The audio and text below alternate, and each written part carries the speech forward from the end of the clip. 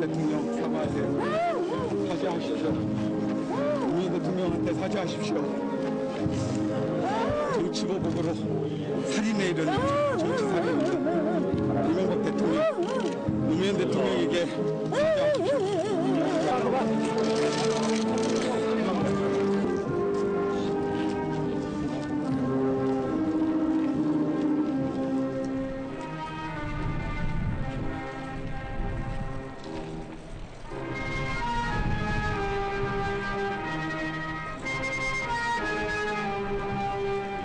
예, 저는 장의위원으로서 장례를 방해하려고 한 것이 아닙니다.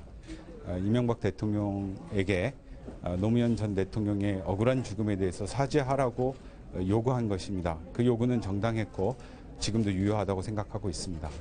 검찰이 이제 굳이 이걸 노무현 전 대통령의 아주 가까운 측근이죠. 비서 출신인데 글쎄요. 친인척을 담당하는 업무를 맡게 됩니다. 민정비서관이라도 여러 가지 일이 있는데 친인척을 노무현 대통령 측근에게 맡겼다. 이건 어떤 의미일까요? 그러니까 뭐 가장 믿을 수 있는 사람한테 뭐 맡겼다는 의미가 있죠. 예. 저게 두 가지 특징이 있는 것 같아요. 하나는 저 자리가 주로 법조 출신들이 많이 했거든요. 예. 비법조인이라는 좀 특징이 있어요. 그리고 또 굉장히 급을 낮췄어요. 재선 의원이거든요. 예. 재선 의원인데 이 비서관으로 됐으니까 굉장히 급을 낮춘 거죠. 장관급에서 1급으로 내려간 뭐 거죠. 밑에 뭐 예. 제가 보기에는 그 조국 교수보다도 더 많지 않나요? 거의 뭐 비슷하거나 조금 많을 것 같은데 임종석 실장보다도 많고 한데 그렇게 급을 낮춰서 했는데 그만큼 뭐 문재인 대통령이 좀 믿을 수 있는 분 아니냐. 예. 뭐 그래서 그거를 뭐든지 터놓고 할 수 있는 과감하게 내 친인척을 관리할 수 있는 사람을 마음 놓고 좀 기용하겠다. 그런 점에서 이번에 특별감찰관 부활하고 이 민정비서관 임명에 굉장히 친인척 관리는 엄히하겠다. 뭐 이런 좀 특징이 있는 거죠. 근데 이제 저 분이 좀 전력이 아까도 화면에 나왔습니다만은 예. 그 노무현 대통령 장례식 때 이명박 대통령에 대해서 정치적인 보복이다, 살인이다라고 사과라고 막 소리쳤잖아요. 예. 그래서 그때 좀 처벌받은 것도 있죠. 그때 1심에서는 그 벌금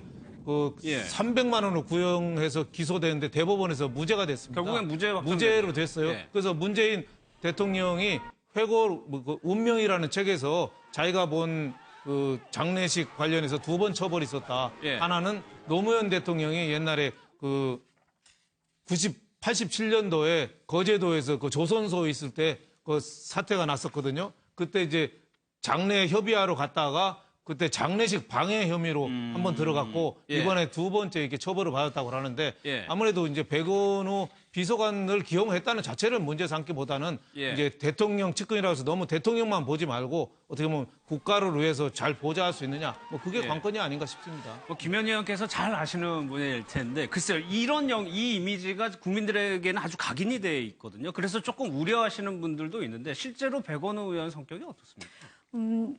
굉장히 소탈하고 소박하고 예. 그다음에 한결같은 그 정치인이죠. 그리고 2003년도에 민정수석실에 공직기강 행정관으로 근무를 하다가 시흥에서 출마해서 두 번의 그 재선 국회의원이고요. 예.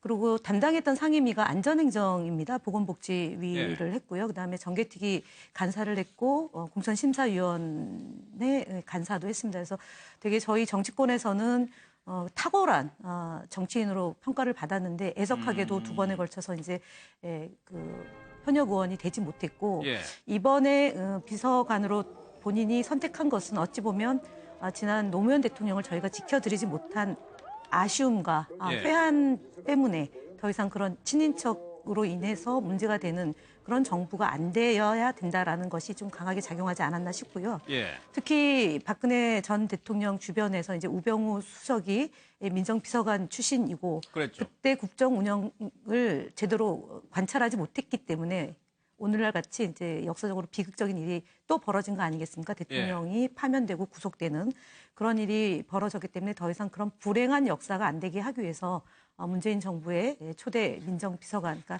사실은 1급으로 간다는 것은 그렇게 쉬운 결단은 아니었다고 생각합니다. 예. 그래서 어쨌든 그 검찰에 의한 개혁이 아니라 진짜 민정수석실이 대한민국을 반석 위에 올려놓는 그런 예. 그 역할을 할 수 있는 그런 민정비서관으로 잘 했으면 하는 바람입니다. 대통령에게 직원도 가능한 분입니까? 충분히 가능하시죠.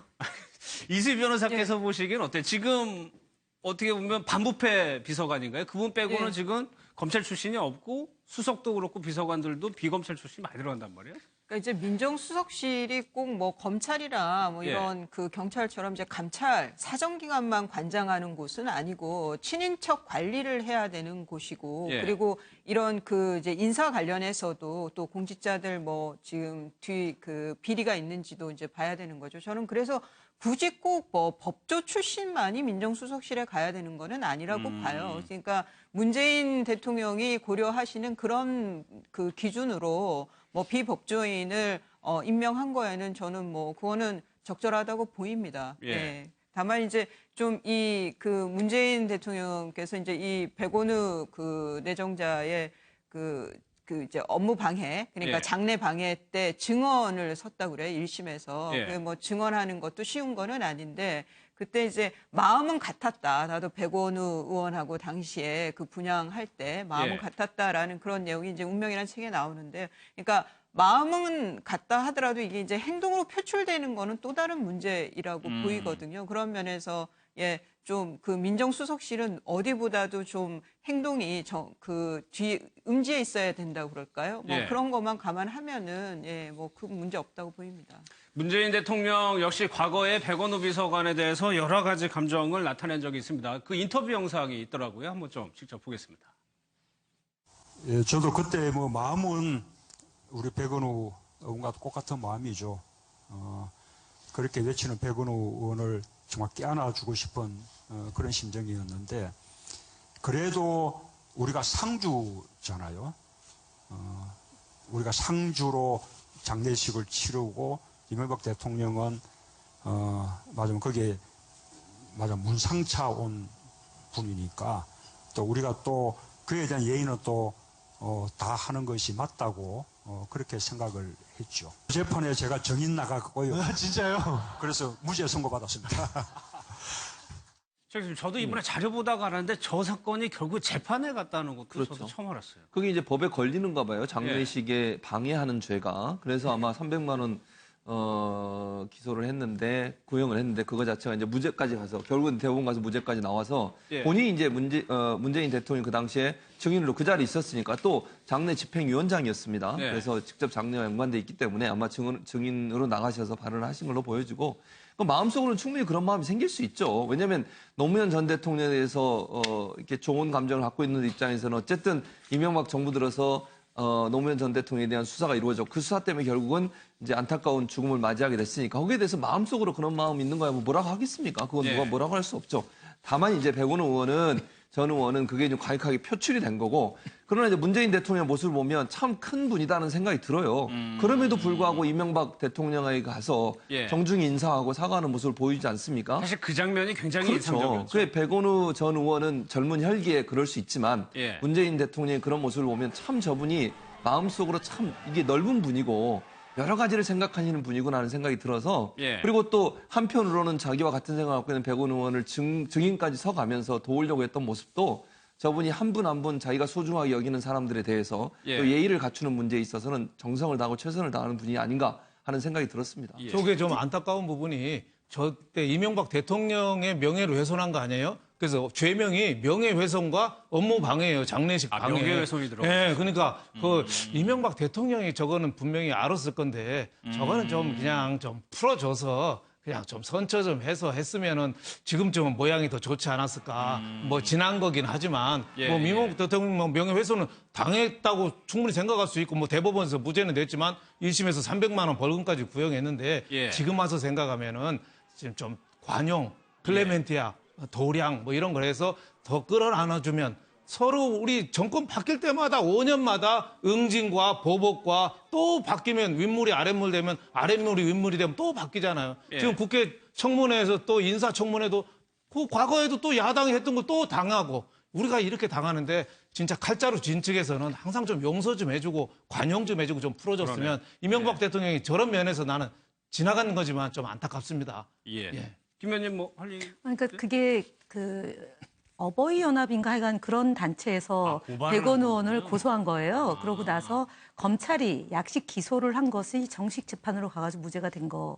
그러니까 이게 그 사실 뭐 말씀하셨지만 상주잖아요. 예. 상주가 장례식을 방해하는 일은 없죠. 근데 당시 정부에서 정말 이렇게 관용이 없었던 시기여서 예. 저 재판 때문에 사실은 삼선 고지를 실패하게 된 것도 저 재판으로 인해서 굉장히 이제 지역에서 예. 많은 분들에게 회자가 되면서 좀 억울하게 그렇게 된 측면이 있습니다. 예. 네. 김 의원님 참 여러 가지 생각이 지금 드시나 봐요. 사실 현장에 저도 있었습니다. 그렇죠. 네. 예. 앞서 이낙연 후보자 관련해가지고 지금 임종석 실장이 사과는 했지만 다른 인사 면에서는 문재인 대통령이 굉장히 좋은 평가를 받고 있는데 최 교수님. 예. 1호차를 운전하는 비서를 기동비서라고 하는데 그렇죠. 이분을 기용하는데도 굉장히 좀 사연이 있는 것 같아요. 그러니까요. 일단 저분이 노 전 대통령의 부인이신 권양숙 여사의 차량을 운전하셨던 분이세요. 예. 그리고 나이도 문재인 대통령 같은 나이시고요. 아. 의원 시절부터 차량 운전을 맡아서 하신 분으로 알려져 있고 예. 호칭 자체를 부를 때 최 선생님 이렇게 호칭을 하십니다. 웬만해서는 문재인 대통령이 일반 나이 어린 분한테도 말을 놓지를 않으세요. 예. 그러니까 보통은 이제 정치인들은 좀 친해지고 그런 말을 막 놓지 않습니다. 근데 웬만해서는 말을 놓지 않고요. 그러니까 양정철 비서관도 한참 지난 후에야 사석에서 양비서관 또는 양비라고 이렇게 불렀지 않습니까? 예. 근데 웬만해서는 뭐 저를 만났을 때 저한테 함부로 말을 내리지 않으시던데 그런 여러 가지 상황들을 보면 그러니까 문재인 대통령이 다른 사람에 대한 배려랄까요? 존중이랄까? 이런 부분들이 결국 말투에서 나오지 않겠습니까? 본인이 실수하지 않으려는 모습인 것 같고 예. 뭐 차량 운전자라고 해서 무슨 요즘 그런 사건 많이 있었잖아요. 이 대선 전에 갑질 사건이라 그래서 뭐 예. 회장들 어린 사람이 나이 많은 운전사를 막 때리기도 하고 폭행하고 욕을 하고 뭐 이런 적도 많지 않았습니까? 제대로 운전 안 한다고 막 때리고. 예. 그런 식의 행동이 있었는데 이제 대통령의 저런 모습이 비교가 되면서 정말 그 인간성, 인간미가 묻어나는 부분이 아닌가 하는 생각이 들고요. 그만큼 문재인 대통령이 모든 사람에 대한 존중하는 의미를 갖고 있어요. 저분은 지위 과반을 막론하고 누구를 만나든 항상 그 인간 자체에 대한 존중의 의미가 보여지는 모습이었고 운전사에 대한 저런 말투나 호칭 자체도 결국은 문재인 대통령의 어떤 속성을 보여주는 그런 모습이 아닌가 하는 생각이 듭니다. 그러니까 이분이 어떤 분인가를 봤더니 윤 대표님 저희가 이 내용을 소개해 드렸는데 선거 유세 때예요. 네. 문재인 당시 후보가 두 그릇을 들고 이제 반납을 하는 게 이제 주변에 사진을 찍혔는데 이때 그분이에요. 그렇죠. 예. 운전기사 그 식판 빈 그릇을 대통령이 어떻게 보면 후보 시절이지만 그걸 반납을 하는 거를 한 거죠. 예. 그러니까 참 저런 면에서 굉장히 소탈하신 분이다. 예. 웬만해가지고 저렇게 하기가 쉽지 않잖아요. 저때 여론조사 1등으로 대세론 얘기할 때인데. 네, 그걸 뭐 당연히 운전기사가 오히려 그 대통령 후보 거를 하는 게 당연한데 예. 저런 참 이 인간적이고 소탈한 면은 상당히 지금 우리 지금 취임하신 지가 이제 10일 날 돼서 이제 한 보름 정도 좀 지났잖아요. 예. 근데 저런 인간적이고 소탈한 게 이미지에 국민들한테 강력하게 지금 다가오는 것 같습니다. 그래서 국정 지지도가 한 90%가 되는데 근데 여태까지는 이제 대통령 혼자 잘하는 것 같고 됐거든요. 이제 앞으로 잘할 게 중요하죠. 그렇죠. 그거는 이제 거꾸로운 쪽을 만나서 그 사람들한테 끌어내야죠. 그게 이제 앞으로는 정말 노조 또 재벌 이런 성 안에 있는 기득권층 그런 사람들을 만나서 이제 합의를 끌어내는 게 이제 앞으로 문재인 대통령이 진짜 관건이다. 예. 어떻게 보면 지금은 개인적인 감성과 좋은 이미지로 구축하는 데 성공했다면은 이제는 상대방하고 멱살잡이라도 해서 합의를 끌어내야 되는 굉장히 중요한 지금 기로에 있다 이렇게 생각이 됩니다. 진정한 협치가 남아있다는 말씀. 그렇죠. 아니 프랑스의 마크롱 되자마자 9일 만에 바로 노조 만나서 협의하고 그렇잖아요. 네. 어차피 그 사람들이 지금 비정규직 문제라든지 모든 문제가 제일 중요한 게 어떻게 보면 소위 말하는 중요 노조들, 노조 집행부들 뭐 이게 제일 중요한 정규직 비정규직 문제가 아니라 지금 대기업하고 중소기업 문제 뭐 이렇게 어떻게 보면 된다고 봐야죠. 그만큼 대기업 중소기업 차별이 굉장히 크다고 봐야 되는데 그런 문제는 결국은 기득권 노조나 이런 거 협의 없이 무조건 일방적인 양보로만 갖고는 해결할 수 없는 거죠. 알겠습니다. 그러다 보니까요. 문재인 대통령의 지지율이 뭐 거의 80%를 넘고 있다 보니까 김 의원님 글쎄요. 노무현입니다라는 영화가 이제 개봉을 하는데 예매율이 2등이에요. 네, 지금 뭐 다큐 영화 중에는 가장 최고 이제 고공행진을 하고 있다 오늘 그렇게 알려지고 있는데요. 시사회 때 영화를 봤습니다. 아, 보셨어요? 지난해 무현 두 도시의 이야기가 그 이제 돌아가신 백무현 하백을 그러니까 주제로 한 노무현 대통령과 백무현 하백 이 두 분을 소재로 한 다큐가 지난해 상영이 됐었는데 예. 그와 비슷한 시기에 이제 대통령 8주기 맞이해서 전 대통령을 모르죠, 20대는. 그러니까 우리가 제가 지금 40대 말인 나이인데요. 예. 제가 기억하는 노무현 전 대통령은 그 5.18 그 광주 청문회 때부터 그 청문회 스타로 떴던 노무현 당시 의원을부터 기억을 하는 거죠. 그리고 부산에서 그 평민당 후보로 나오면서 뭐 그런 지역주의 타파를 또 얘기를 하고 이랬던 쭉 그 정치인 노무현 그리고 그 굉장히 매력적인 인물이죠. 노무현 그 전 대통령의 경우에. 그러니까 그 당시에 집권 당시에는 좀 직설적이고 좀 거친 언사 때문에 이런 그 거부감을 갖는 분들도 있었지만 하지만 정말 인간적으로는 매력적인 그 정치인이었다는 거는 뭐 누구도 이의를 제기하지 않을 것 같습니다. 그런데 지금 문재인 대통령이 노무현 전 대통령의 그 뭐 그림자라고 그럴까요? 그게 워낙 짙다 보니까 그 젊은 친구들한테도 그 노무현 전 대통령이 궁금한 인물이 된 것 같아요. 어떤 인물이길래? 그런 것이 이렇게 이제 그 박스 오피스 또 예매도 1위를 할 수 있는 그런 관심으로 보여준 게 아닌가 싶습니다. 알겠습니다. 저희가 문재인 대통령 관련해서 좀 재밌는 일화 몇 개를 찾아봤는데, 최 교수님, 저는 일단 눈에 띄는 것이요. 35년 만에 금연한 계기인데 저한테도 문재인 대통령 담배 피시냐 좀 물어보는 분들이 몇 분 있었는데 이걸 한순간에 끊어버렸어요. 그러니까요. 35년 저는 뭐 담배를 안 피워서 그 그게 얼마나 느낌을 잘 힘든지 모르지만 근데 뭐 옆에서 들어보고 이러면 35년 동안 담배를 피웠는데 하루아침에 끊는다?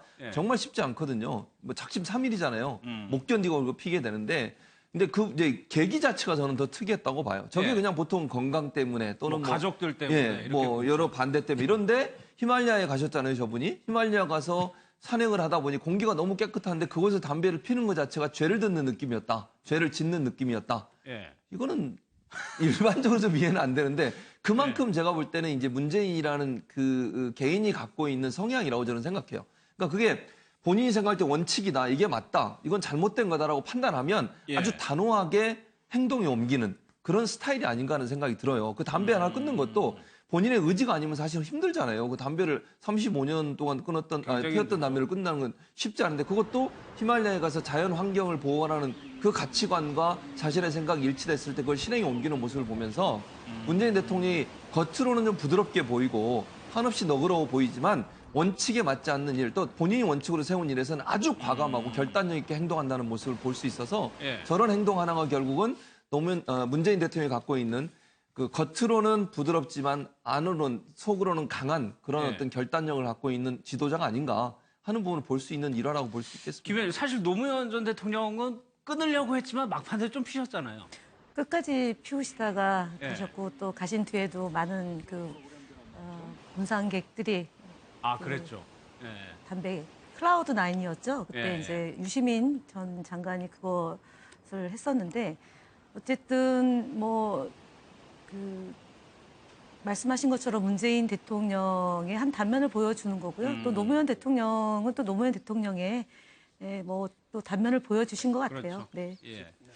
또요, 이 부분도 좀 재밌는데 김정숙 여사 관련해가지고 글쎄요, 머리 자른 거는 못 알아봐도 감나무 가주치는 건 알아본다고 얘기를 했다고 합니다. 김정숙 여사 인터뷰 내용 좀 보겠습니다. 우리 집에 이제 이사가 갖고 가정주택이었는데 감나무가 하나 있었습니다.